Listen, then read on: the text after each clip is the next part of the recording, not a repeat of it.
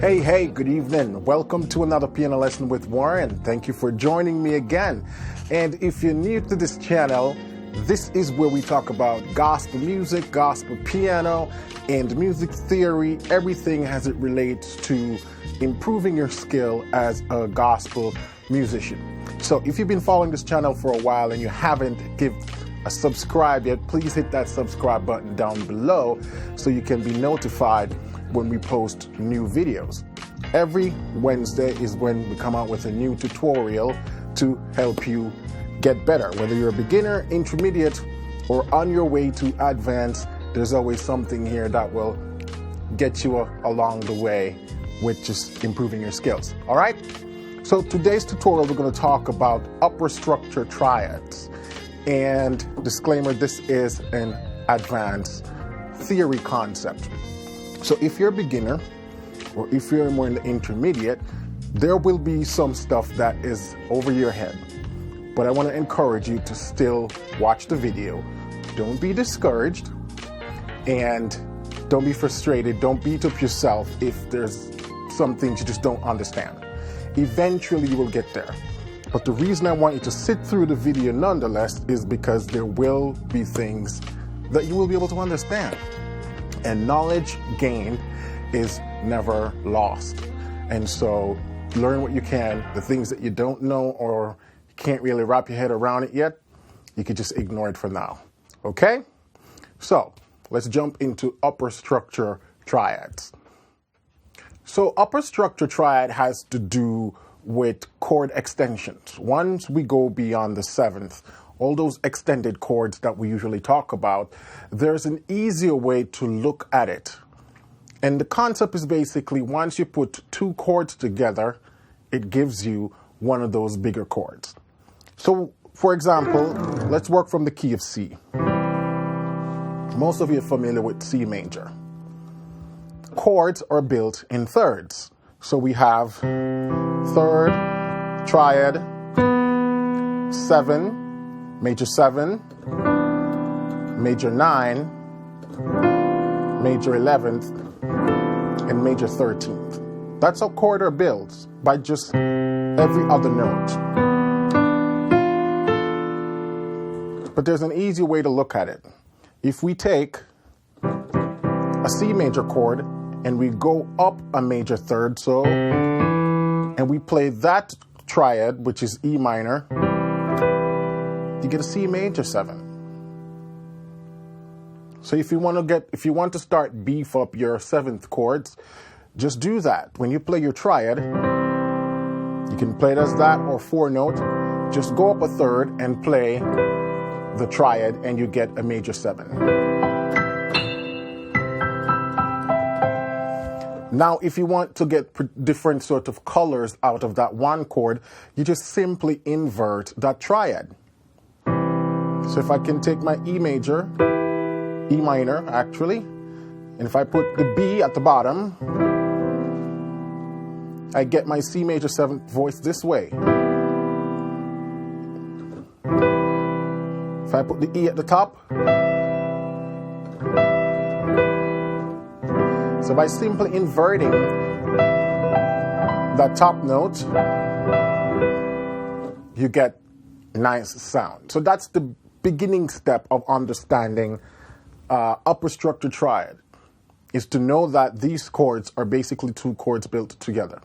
Now, after we get beyond the major 7th, we have the major 9 chord. And the major 9 chord is basically a combination of C, the root chord, and if you go up a 5th, interval of a 5th, and build a triad on that note, in this case a G major, we get a major 9 chord. See?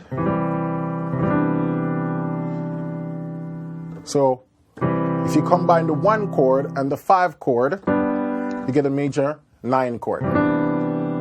Or another way to look at it, if you combined a triad chord, major triad, and play the triad that's a 5th above the root, we get a major 9 chord. Root chord, Go up a fifth, 1, 2, 3, 4, 5, and you get a major 9 chord. Now let's take another one. Let's take the 11th. Now this is not a chord that is really used a lot.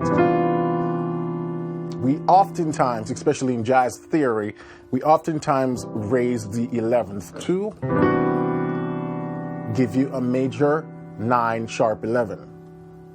But let's go back to 11th because it's a chord that does rear its head from time to time. And what's the upper structure triad for this?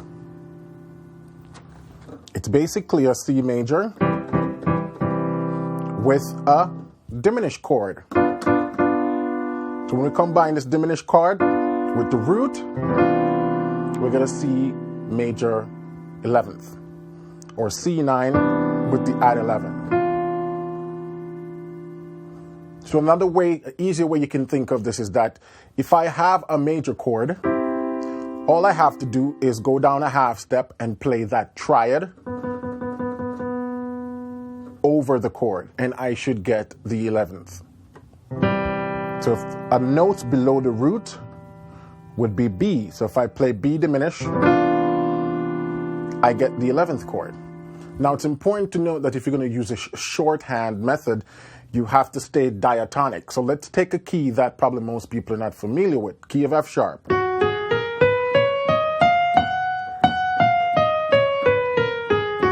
So if I play F sharp major, and I want to easily turn this into F sharp major 11th, again, the rule is simply to go down a half step and play a diminished chord that has all the diatonic notes to the key of F sharp. So, and I get my major 11th.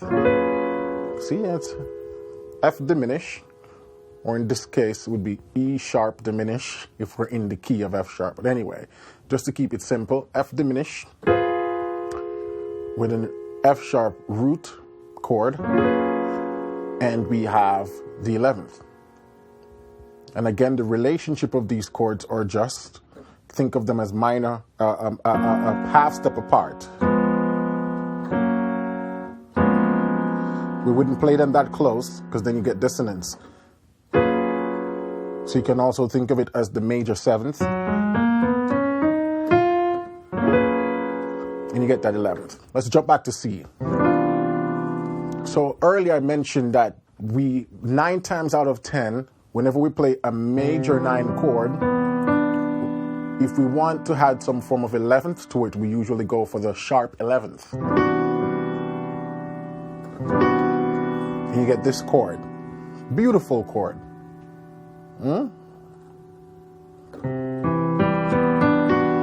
And so what's the upper structure triad for this sharp 11th chord?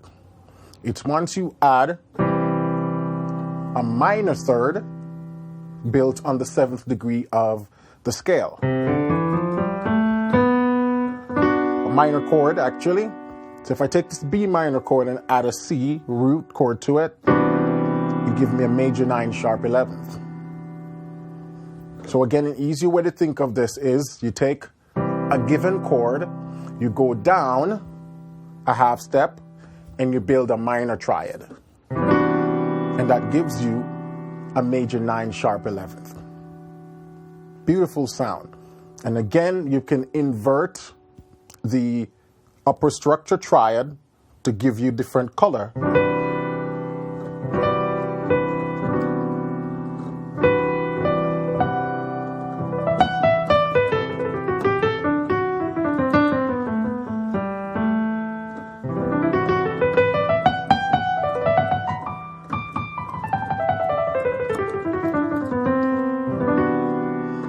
And I'm just playing the G major scale over this.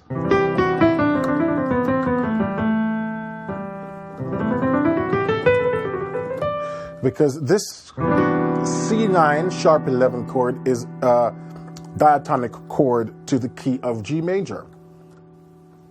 So if you can also think of it as this chord is a derivative from the Lydian mode.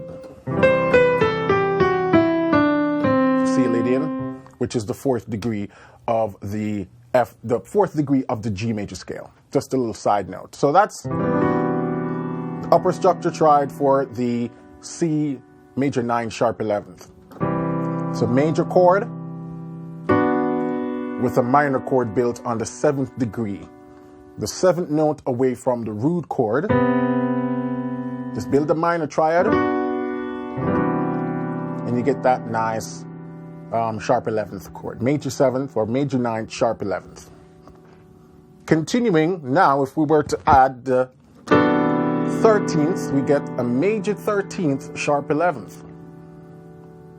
Yeah? And the easy way to think of this is just take a major 7th chord and then build a major chord from the 2nd note above the root chord. So a major 7th chord, the note a 2nd above the root would be D. Yeah? So if we go up to D, build a major chord, we get the sharp 11th, the 13th sharp 11th chord.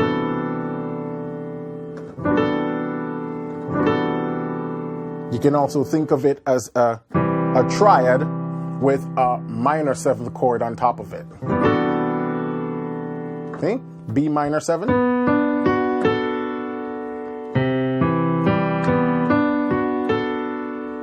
B minor 7.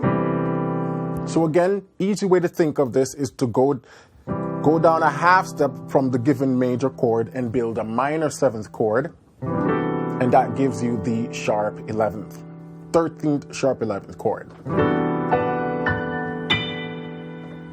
And all of this is what they call upper structure triad chord.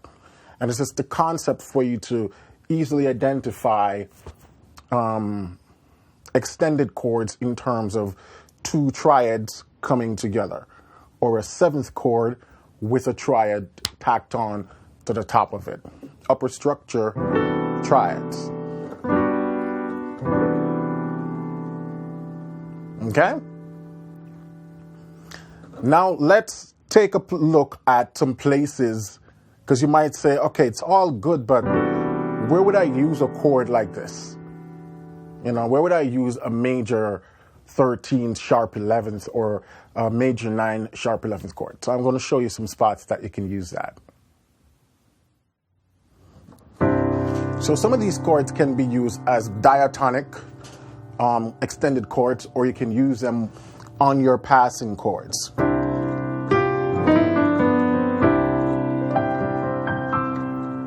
So you thought I was worth saving, so you came and changed my life. You thought I was worth keeping, so you cleaned me up inside. You thought I was to die for. So check this chord right here. That's a major 9 sharp 11th chord right there. It's a diatonic chord, but look, you know, I'm playing it in terms of cluster. The root position of this chord would be, but had I voiced it like this, it wouldn't have worked, because we have that B sticking out on the top, and you know, it just, this is where you have to experiment with voicings. So because I know my melodies here, you thought I was to die for, so then I could keep that on the top and stack the rest of the harmony below it in a cluster. Or just, yeah, got all my notes. If you can't make this stretch in the left hand, then you can just do this with the thumb. Or a couple ways. I like this way. It's an easy stretch for me.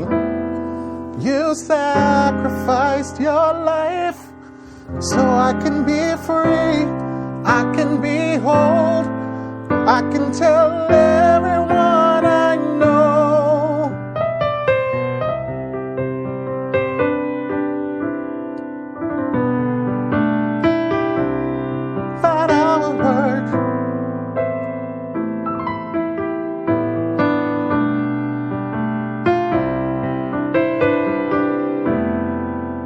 Yeah, see?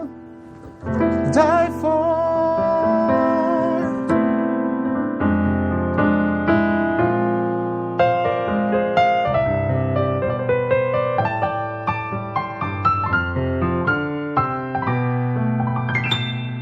So that's a cool place. You can use sharp 11, major 9, sharp 11 chords.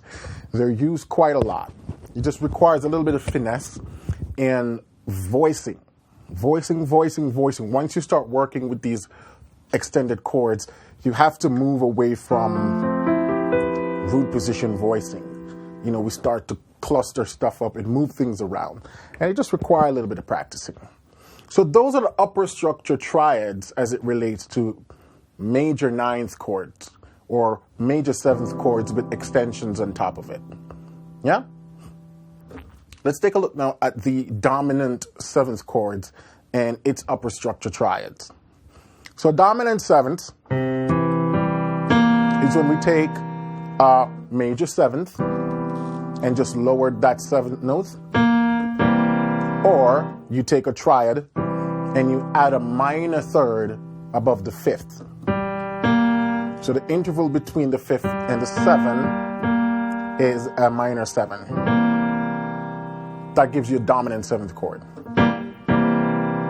Now it's important to understand that dominant 7th chords only occur in its diatonic form on the 5th of the key. What do I mean by that? If I'm in the key of C, if I go to G and build a 7, this is a G7. I didn't have to alter any note. It's in its diatonic form. You can't find a diatonic 7th anywhere else in the key of C without going outside of the key. So if I want to make C a C7, I got to throw that B flat in it. B flat is a non-diatonic tone because it doesn't belong to the key of C. Nowhere else. If I go to F and I want to make it dominant 7th, I got to go outside the key again. So the 5th chord of the major scale, when you add a 7 to it, that's the only place you find a diatonic 7. So once we add an extended note to this is called a dominant 9th, or just C9. Whenever you see a C9 or a letter with a 9 behind it, it's a dominant 9th chord. And the upper structure triad for this is just basically a C major with a minor chord built on the 5th. So if you take a C major here, go to the 5th degree of this key and build a minor triad, you get a dominant 9th.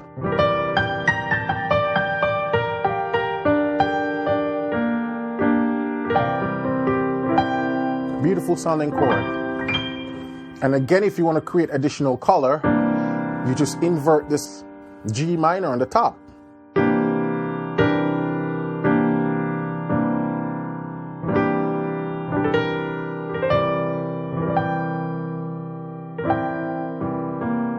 Upper structure.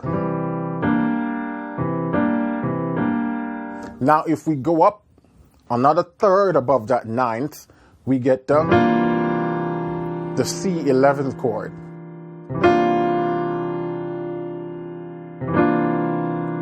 Oftentimes we use this on the 5, and we might just do a C with that, you know?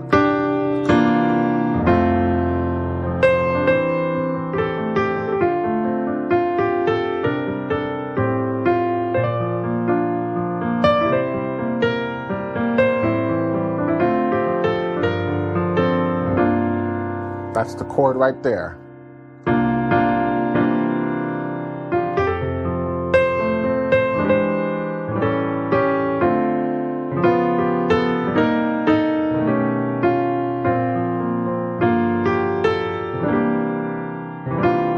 There we go again.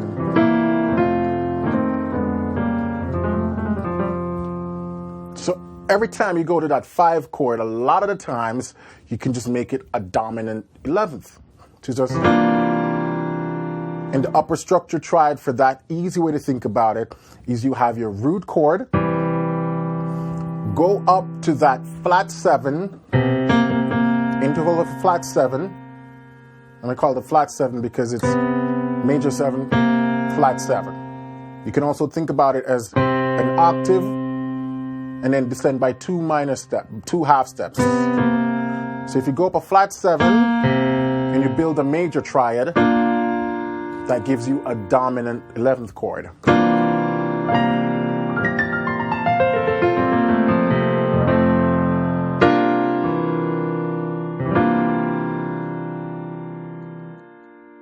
Take a major chord, go down a whole step or 2 half steps, build a major chord, you get a dominant 11th. And that's the upper structure triad. Let's take one more. If you want to add a 13th to this, add a third on top of that 11th, and you get a dominant 13th. And look at the upper structure triad for this. The easy way to think about this is a dominant chord with a minor triad on top of it. So another way of thinking about this is I take my dominant chord, whatever it is, I go up a whole step from the root, which takes me from C to D, and I add a minor triad, and that gives me a dominant 13th.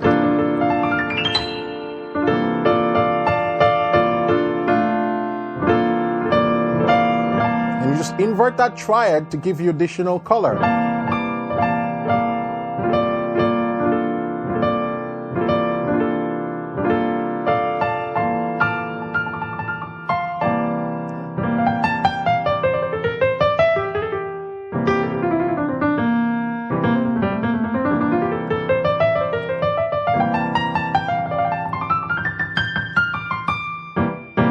And again, I'm just playing around with this Mixolydian scale, which is the 5th mode of the F major scale. You know, because every dominant chord, you can basically run a version of the Mixolydian scale over it, and it will sound nice.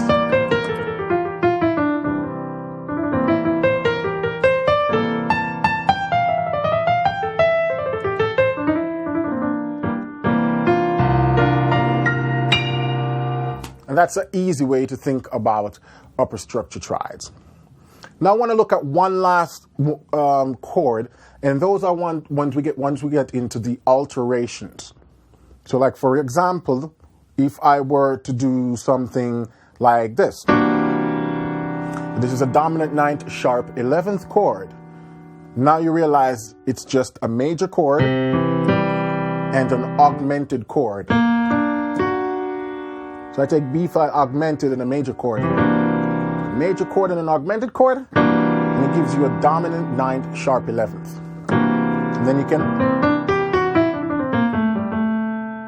and this scale you can run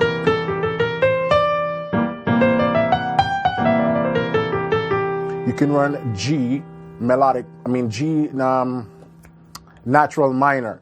No, melodic minor. Here we go, G natural minor. Because this now, it changes. This is a derivative now from the G minor scale. Or I should say a borrowed chord. It's derived from the G melodic minor scale. So if you play this chord, and you're thinking about some cool lines to run over it, just go to the G minor,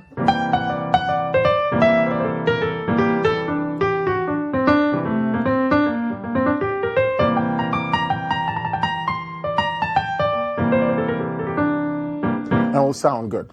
Now once we get into, this is a little side note, now once we get into rootless voicings, to maintain the essence of this chord, you can play it as a cluster. First thing you can do is to get rid of the 5th, and then get rid of the root, and then play this as a cluster.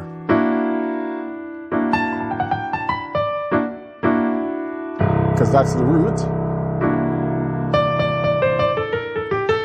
And that takes you in a lot more of a jazz territory. Let's look at one more chord, this one. This is what they call the altered chord.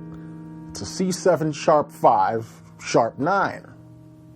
C7, sharp 5, sharp 9.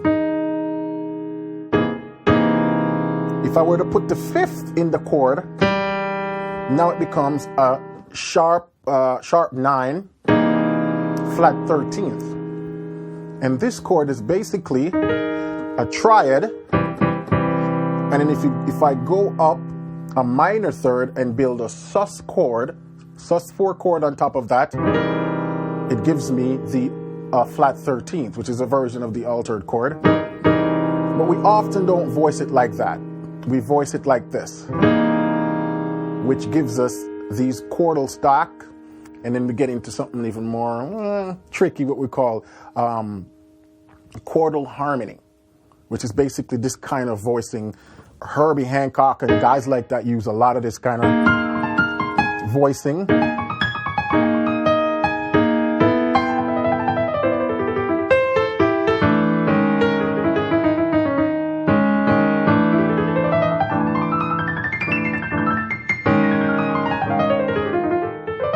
Anyway, we won't go down that rabbit hole. We'll talk about chordal harmony in a different video.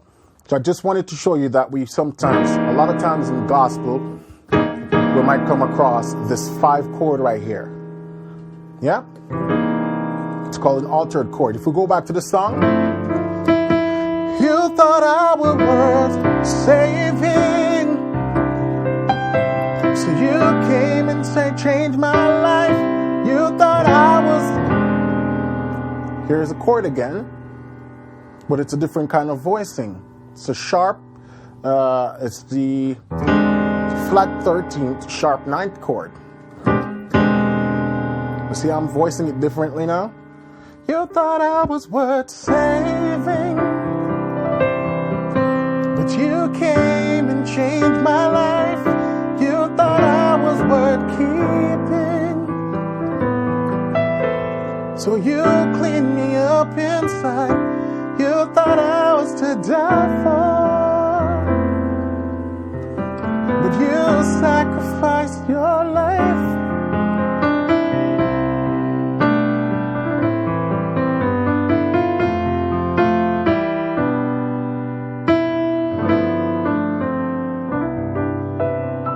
So these chords are not all that weird. You know, they're used a lot in gospel. But I just want to give you an easy way to sort of look at these chords. Whenever you see one of these big chords, it's usually just 2 chords stacked. That altered chord is just a suspended chord over a triad. And so we get this weird chromatic mediant relationship right here. Yeah?